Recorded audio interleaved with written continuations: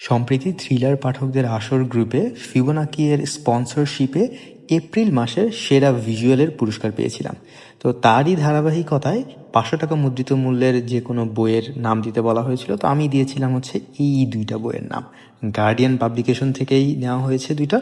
একটা হচ্ছে আসাদ পারভেজের ফিলিস্তিনের বুকে ইসরায়েল, এবং আরেকটা বই হচ্ছে হেনরি ফোর্ডের লেখা, অনুবাদ করা হচ্ছে ফুয়াদ আল আজাদের সিক্রেটস অফ জায়নিজম।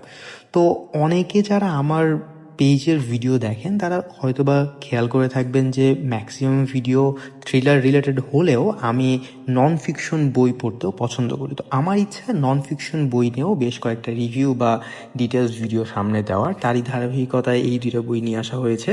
চেষ্টা করব এই দুইটা বই পড়ার পর, ভিডিওটা দেখে দিলাম, চেষ্টা করব এই দুইটা বই পড়ার পরে ডিটেলস রিভিউ দিয়ে দেওয়ার। এমনিতে গার্ডিয়ান পাবলিকেশনের কোয়ালিটি বা প্রিন্টের কোয়ালিটি যথেষ্ট ভালো হয়, সুন্দর হয়।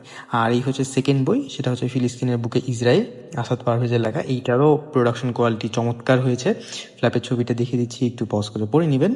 তিনজনকে ধন্যবাদ জানাতে চাই। প্রথমত থ্রিলার পাঠকদের আসর গ্রুপটাতে যত মানুষজন রয়েছেন সবাইকে থ্যাংক ইউ ভিডিওটা দেখার জন্য বা প্রেইজ করার জন্য।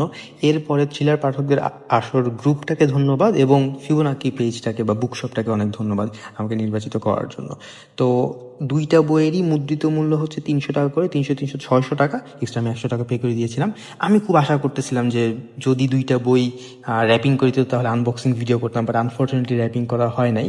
আমি গিয়ে নিয়ে এসেছি। এই দুইটা বইয়ের ডিটেলসে ভিডিও পেতে চোখ রাখুন দ্য ব্রাউন স্টোরি টেলারে।